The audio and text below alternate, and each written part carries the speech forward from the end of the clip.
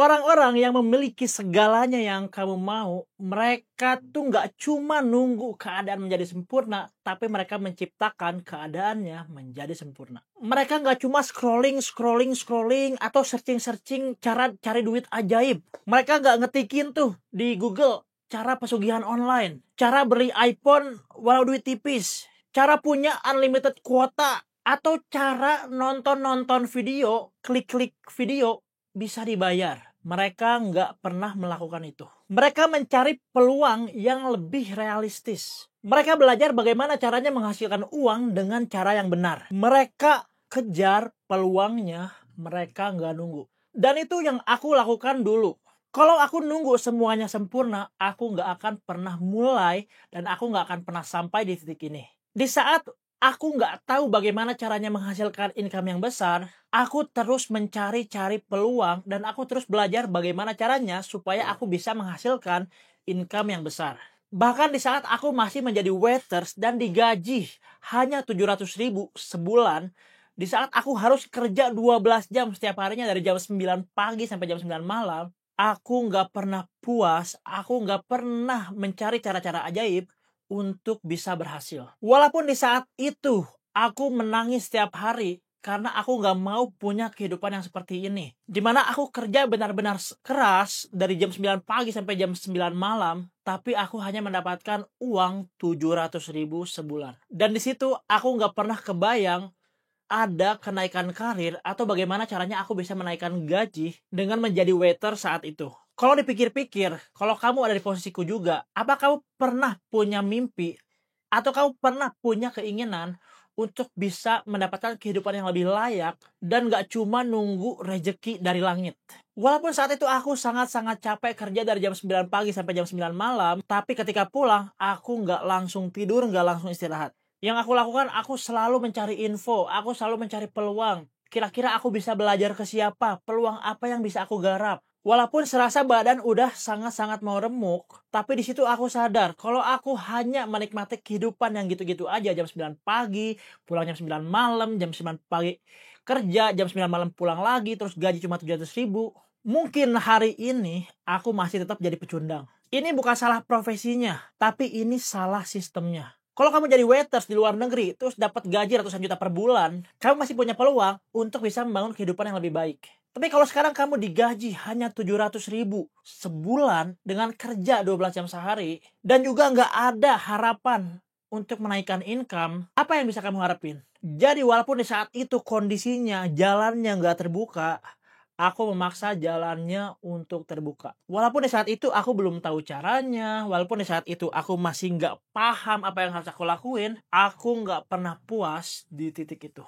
Makanya di saat itu aku berani banting setir, jualan gorengan, bahkan ngojek buat cari income tambahan. Aku belajar nyanyi, aku nyanyi ke kafe-kafe. Semua hal aku lakuin, aku banyakin skill, aku banyakin pengalaman, karena aku nggak pernah tahu jalan mana yang akan terbuka untukku di saat itu. Sampai akhirnya setelah mencoba banyak hal, aku menemukan bahwa jualan adalah cara paling realistis untuk menambah income walaupun di saat itu kamu nggak punya uang banyak. Kamu nggak punya modal besar, kamu nggak punya privilege, dan beruntungnya di saat itu internet sudah ada. Jadi aku bisa memulai berjualan melalui sosial media.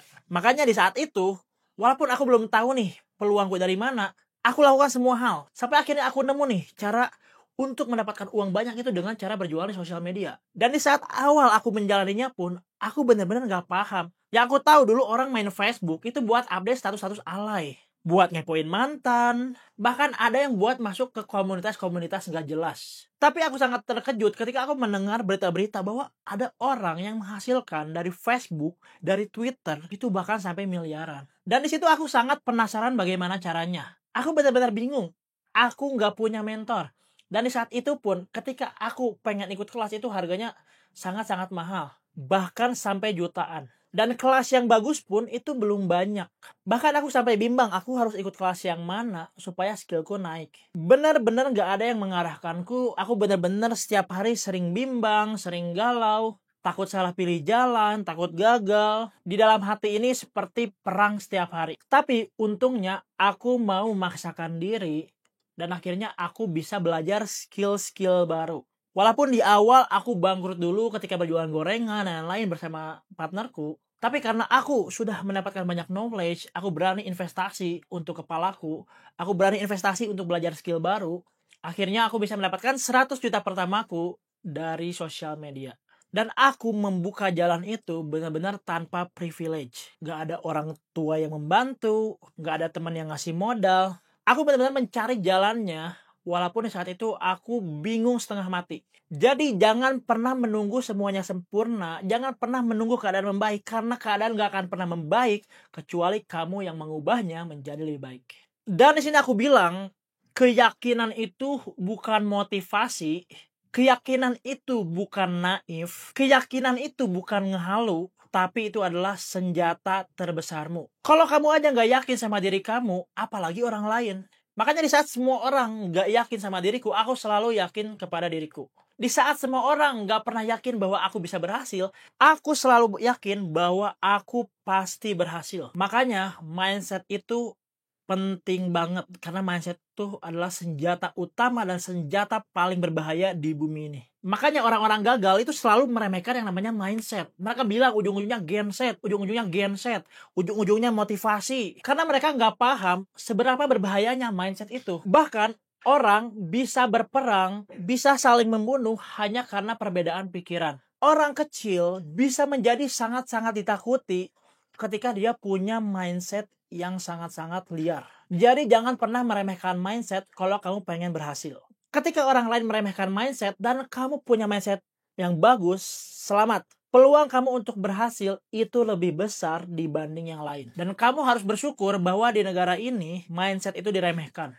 Sehingga akan lebih besar potensinya kamu untuk berhasil ketika kamu punya mindset yang bagus, punya mindset yang tajam. Dan di sini banyak banget orang yang gagal bukan karena mereka bodoh, tapi mereka nggak yakin, mereka ragu, mereka takut karena mindsetnya begitu. Aku melihat banyak banget kok orang yang punya privilege dan lebih baik hidupnya dari aku, tapi nggak pernah sampai di titik ini. Dan bahkan mereka masih terus mengeluh soal hidup karena mereka nggak punya mindset yang benar. Jadi di sini jangan pernah meremehkan sekalipun yang namanya mindset. Mau kamu punya privilege seperti apapun, kalau mindset kamu salah, kamu akan selalu berpikir kamu nggak bisa, itu mustahil, itu nggak mungkin. Tapi di saat kondisi kamu tidak mendukung sama sekali, jalannya nggak ada, tapi kamu yakin, kamu pasti bakal berhasil dan jalannya pasti akan terbuka. Sepowerful itu kalau kamu menguasai mindset yang benar. Dan di sini aku bilang, aksi itu melahirkan motivasi, bukan sebaliknya. Jadi untuk berhasil, kamu jangan nunggu dimotivasi dulu. Tapi kamu harus banyakin action, kamu harus banyakin latihan, kamu harus banyakin praktek, kamu harus banyakin skill, supaya kamu lebih termotivasi. Karena ketika jalannya udah lebih kelihatan, ketika peluangnya udah lebih terbuka lebar, kamu pasti akan semakin semangat, kamu pasti akan semakin yakin, kamu pasti akan lebih termotivasi. Jadi, action dulu, praktek dulu, baru motivasi, bukan sebaliknya. Dan aku bilang, rintangan itu bukan penghalang. Kalau sekarang hidup kamu dipenuhi banyak rintangan, banyak masalah, itu bukan hambatan.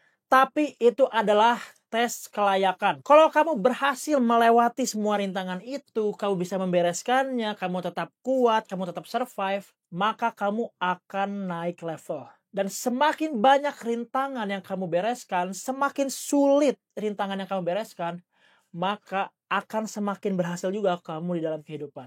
Contohnya kita dalam berbisnis, di awal rintangan yang kita hadapi adalah masalah penjualan. Di awal kita untuk mendapatkan penjualan itu setengah mati nyarinya. Dan 90% bisnis itu bangkrut karena mereka gagal di dalam memasarkan produknya. Mereka gagal membuat perusahaannya profit karena penjualannya sepi.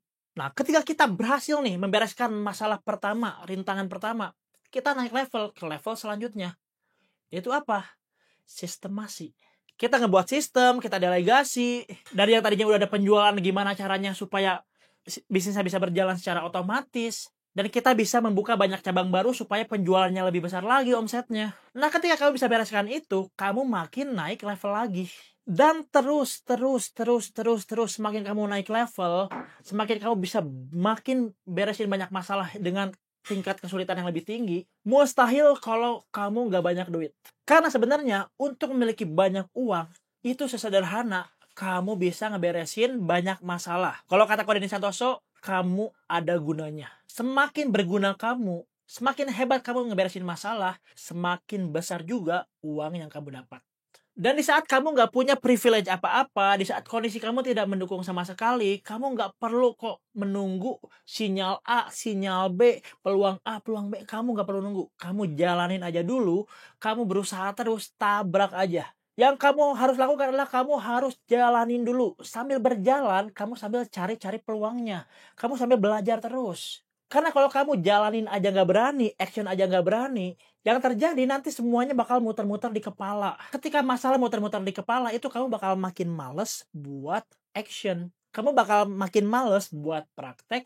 Kamu bakal makin males buat jalanin. Jadi jalanin aja dulu, nggak usah nunggu semuanya sempurna. Dan di sini aku bilang, kepercayaan diri itu lebih penting daripada bakat atau skill. Orang yang punya bakat atau skill tapi dia nggak percaya sama dirinya sendiri itu banyak sekali. Aku sampai bingung loh, banyak orang punya skill, punya bakat, punya privilege, tapi mereka tuh ragu.